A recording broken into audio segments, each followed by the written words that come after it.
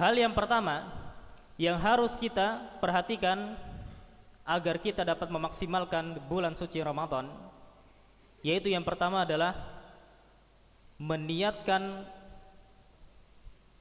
diri untuk beribadah karena Allah Subhanahu wa taala semata. Tentunya sebelum kita memasuki kepada suatu amalan apapun, pastinya pertama kali yang harus diperhatikan adalah niatnya. Niat kita untuk apa? Masuk Ramadan? Untuk untuk beribadah tentunya. Untuk beribadah kepada Allah Subhanahu wa taala. Dan yang pertama ibadahnya apa? Berpuasa. Kemudian yang kedua, qiyamul lail. Ini yang khusus, ibadah khusus yang ada di bulan Ramadan. Apa itu qiyamul lail? Apa itu qiyamul lail yang dimaksud? Tidak. Salat qiyamul lail di bulan Ramadan apa yang dimaksud? Salat tarawih. Kata Nabi Muhammad sallallahu alaihi wasallam, man qama ramadhana imanan wa ihtisaban ghufira lahu ma taqaddama min dzambi. Maka qiyamul lail di sini maksudnya adalah salat tarawih. Baik, yang pertama ini mencakup tentang niat. Bagaimana cara kita mengikhlaskan niat kita karena Allah Subhanahu wa taala? Kalau misalnya kita beribadah karena Allah, kita akan mendapatkan ridhonya Allah. Namun kalau kita meniatkan puasa ini hanya karena ikut-ikut orang, atau hanya karena apa? Malu dengan kawan misalnya, maka itu yang akan antum dapatkan. Sebagaimana kata Nabi, innamal a'malu binniyat, yaitu amalan semuanya tergantung dengan niat, pondasi niat kita. Bahkan antum ingin ke masjid pun pasti ada niatnya. Kalau antum gak pernah niat ingin ke masjid, gak mungkin antum ada di masjid. Pasti harus ada niatnya. Dan niat ini tergantung apa? Tergantung orang masing-masing. Ada yang niatnya ikhlas, ada yang tidak ikhlas. Berapa persen di antara antum di sini yang ikhlas karena Allah niatnya? Meskipun anak tahu antum semua datang ke masjid di sini niat ingin datang ke masjid, tapi kira-kira ikhlas nggak? Ikhlas nggak? Kalau ikhlas, falakumul ajr. Wa illa fala. Kalau antum tidak meniatkan karena Allah, maka antum tidak akan mendapatkan apa-apa. Baik. Jadi di sini salah satu daripada pembuka diterimanya amalan ibadah kita yaitu adalah karena niat. Contohnya adalah pahala puasa. Puasa di bulan Ramadan, yaitu adalah salah satu bentuk daripada ibadah. Kata Nabi Muhammad sallallahu alaihi wasallam, yaitu Nabi mengatakan, innallaha la yaqbalu minal amali illa ma kana lahu khalisan. Innallaha la yaqbalu minal amali, sesungguhnya Allah Subhanahu wa taala tidak akan pernah yaitu menerima amalan-amalan siapapun illa ma kana lahu khalisan, kecuali bagi orang-orang yang ikhlas karena Allah. Wajib bagi kita untuk apa? Meniatkan puasa ikhlas karena Allah.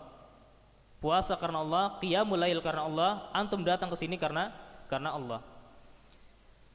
Kemudian juga menjalankan puasa selain daripada niat tadi, niat kita ini harus apa? Dengan maksimal dan ikhlas karena Allah.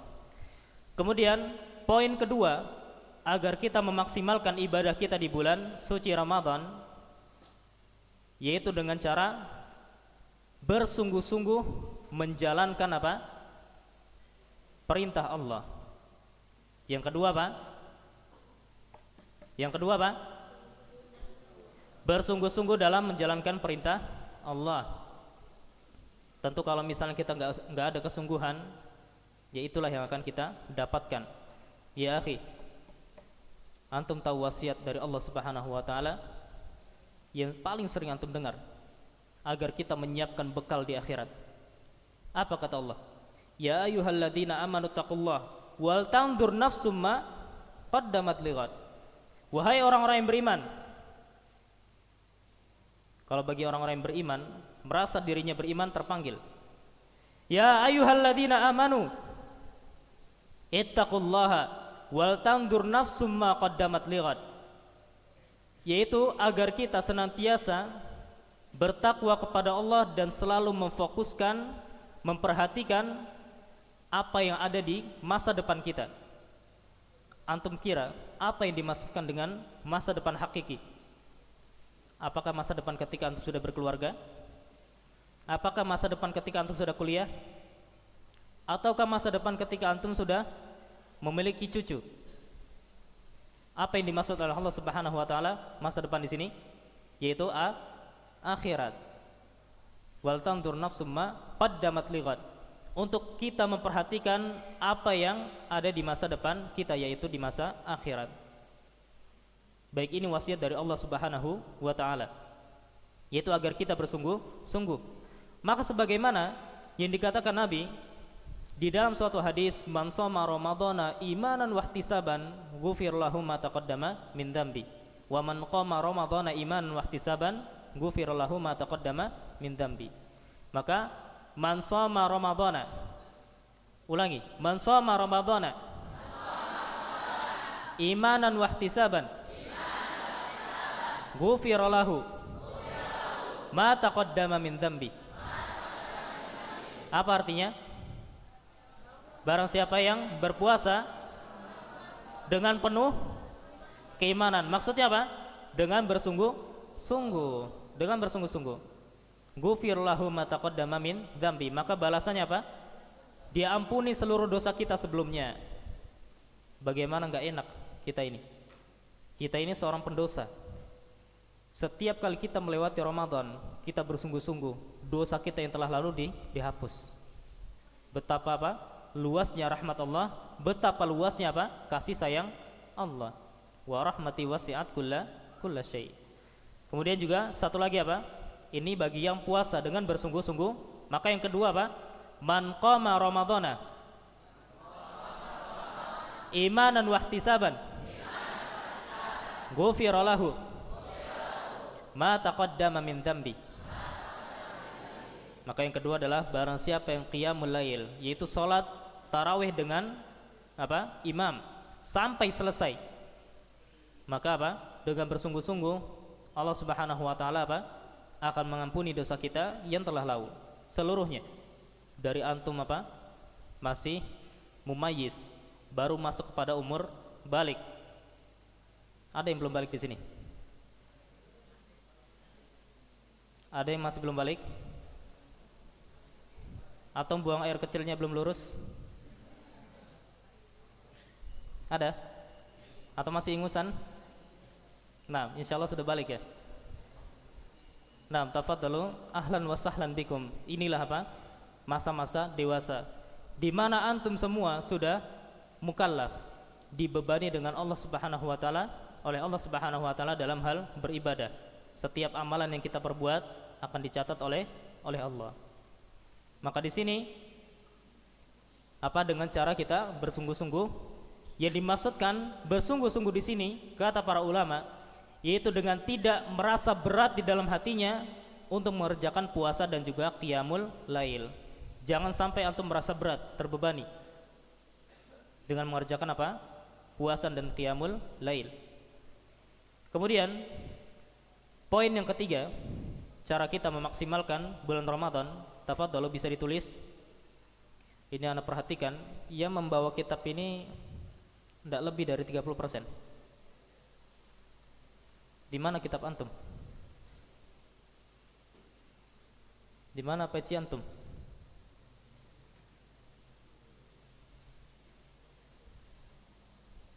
Ngumpet-ngumpet dia. Siapa namanya? Mas Muk? Antum? Antum tidak pakai peci? Nah, antum dengan belakangnya berdua. Aina qulan suatuk.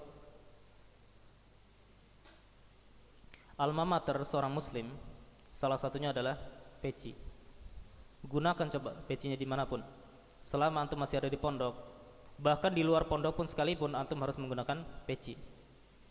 Bangga kita dengan apa? Alma mater Islam. Baik, kalaupun tidak ada kitab maka tolong perhatikan, gunakan akal sehat antum gunakan apa? Akal sehat antum untuk merekam dan juga menghafal. Maka yang ketiga, bagaimana cara kita memaksimalkan bulan Ramadan, yaitu dengan cara mengerjakan sholat wajib dengan bersungguh-sungguh. Antum pikir sholat wajib itu pahalanya kecil? Tapi antum pikir sholat wajib itu pahalanya kecil atau besar? Besar. Ada yang tahu? Ada yang tahu pahala sholat 2 rakaat sebelum subuh itu pahalanya sebesar apa? Khairum minad dunya wa ma fiha. Lebih baik daripada isi dunia dan seisinya. Dunia dan seisinya. Lebih baik. Ada yang punya Ferrari, ada yang punya mobil termahal di dunia, unta merah, ada yang punya rumah sekian M. Itu semua enggak ada apa-apanya dengan 2 rakaat sebelum subuh. Dan ini hukumnya apa? Salat 2 rakaat sebelum subuh hukumnya sunnah. Maka apalagi salat wajibnya. Ana ambil contoh. Salat subuh. Seberapa besar pahala salat subuh? Ada yang tahu? Seberapa besar? Kata Nabi Muhammad sallallahu alaihi wasallam, "Athqalus salati 'alal munafiqin salatus subhi wa salatul isya." Yang dimana salat terberat sekali bagi orang-orang munafik. Hati-hati antum, disifati dengan sifat munafik. Orang munafik akan selalu berat dengan 2 salat ini, untuk mengerjakan 2 salat, yaitu salat apa? Salatus subhi wa salatul isya. Salat subuh dengan salat isya. Lau ya'lamuna ma fihima la atauhuma walau habwan. Kalau antum semua ya ikhwah mengetahui ganjaran pahala yang ada di dalam salat subuh dengan salat isya, 2 salat ini, salat subuh dengan salat isya, la atauhuma walau habwan, antum pasti akan mendatangi, berusaha datang kepada salat subuh dengan salat isya meskipun dalam keadaan merangkak. Ada yang bisa merangkak? Apa itu merangkak? Yaitu berjalan tanpa tangan dengan kaki. Antum hanya berjalan dengan dengan badan, dengan tubuh antum sendiri. Itu namanya merangkak. Pasti akan antum datangi.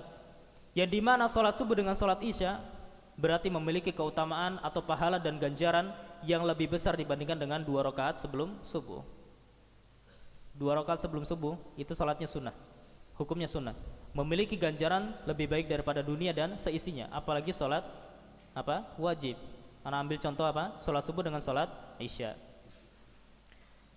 Tapi kemudian dia ikhwah, kenapa sih kita harus harus mengerjakan salat wajib dengan bersungguh-sungguh? Dikarenakan salah satunya salat itu adalah amalan yang pertama kali dihisab dari seorang hamba. Yang pertama kali ditanyakan oleh para malaikat, oleh Allah Subhanahu wa taala, itu adalah salat antum. Bagaimana salat antum? Apakah salat subuhnya telat? Ataukah salat zuhur di dalam salat asar, di waktu salat asar, atau sebaliknya? Ataukah salat zuhurnya menjadi 2 rakaat atau malah ditambah?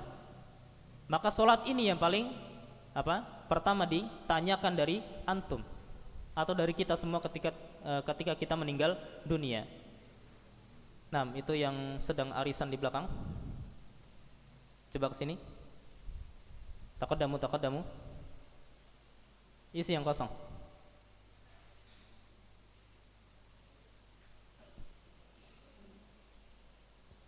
Taib. Ini sangat penting, yaitu sholat kita sendiri harus diperhatikan dengan sungguh-sungguh, khususnya sholat wajib. Dan ini adalah perkara yang pertama kali dihisab oleh Allah dari seorang hamba. Kemudian keutamaan atau diantara keutamaan daripada sholat wajib, sholat 5 waktu, subuh, duhur, asar, maghrib, isya. Kalau antum setiap hari melakukan sholat wajib, terus setiap hari, maka dosa-dosa yang ada di dalam tubuh antum, di dalam diri kita, itu semuanya akan digugurkan.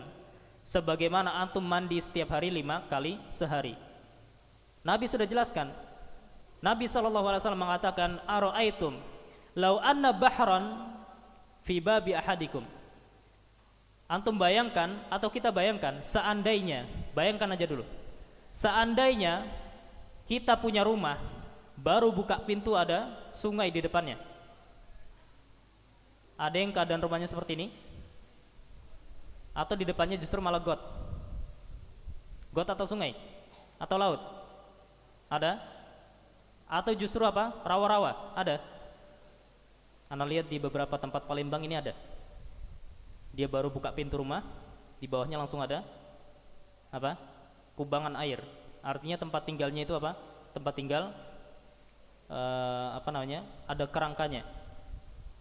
Nah, lau anna bahran fi babi ahadikum, kalau misalnya ada sungai di depan atau di balik pintu rumah kita, kemudian yaktasilu minhunna khamsan fi yaumin, setiap hari kita mandi 5 kali sehari, bagaikan sholat. Kira-kira hal apa? Yabqa min daranihi syai', kira-kira ada kotoran yang tersisa enggak di badan antum? Ada? Antum berapa kali mandi sehari? Ada yang mandi 3 kali masih dakian? Atau bahkan 5 kali masih dakian? Berarti ini muskilnya di antum. Kalau misalnya kita mandi 3 kali sehari, itu saja sudah bersih, apalagi 5 kali sehari. Kata Nabi, kalau misalnya seseorang mandi 5 kali sehari setiap harinya, itu enggak akan pernah menyisakan apa? Kotoran sedikit pun. Enggak akan menyisakan. Begitu juga bagikan apa? Salat 5 waktu. Nah, taib. Ini adalah keutamaan daripada salat wajib. Kemudian yang keempat, yang selanjutnya, yang keempat, yaitu memperbanyak salat sunnah. Memperbanyak salat sunnah. Contohnya apa salat sunnah? Salat duha, salat apa? Rawatib, salat tahajud, salat tahajud, qiyamul lail. Terus kemudian apa? Salat salat sunnah yang lainnya. Salat duha, apa keutamaan daripada salat duha? Nabi menjelaskan, taib. Apa keutamaan daripada salat duha? Yang tahu? Keutamaan daripada salat duha. Antum punya berapa sendi? Berapa tulang di dalam tubuh antum? 360. Ini Nabi sudah mengetahui di dalam tubuh kita ada 360 tulang atau persendian. Satu sendi, satu engsel ada 360. Kecuali bagi antum yang kurang engselnya atau kurang persendiannya. Ada 360. Maka setiap daripada persendian itu wajib apa? Untuk dikeluarkan sedekahnya. Maka daripada sedekah seluruhnya dicukupkan hanya dengan kita sholat 2 rakaat pada sholat duha. Jadi setiap kali apa? Persendian kita, kalau kita bersedekah dengan 360 sendi itu sulit. Tapi sholat duha mencukupkan kita dari hal itu.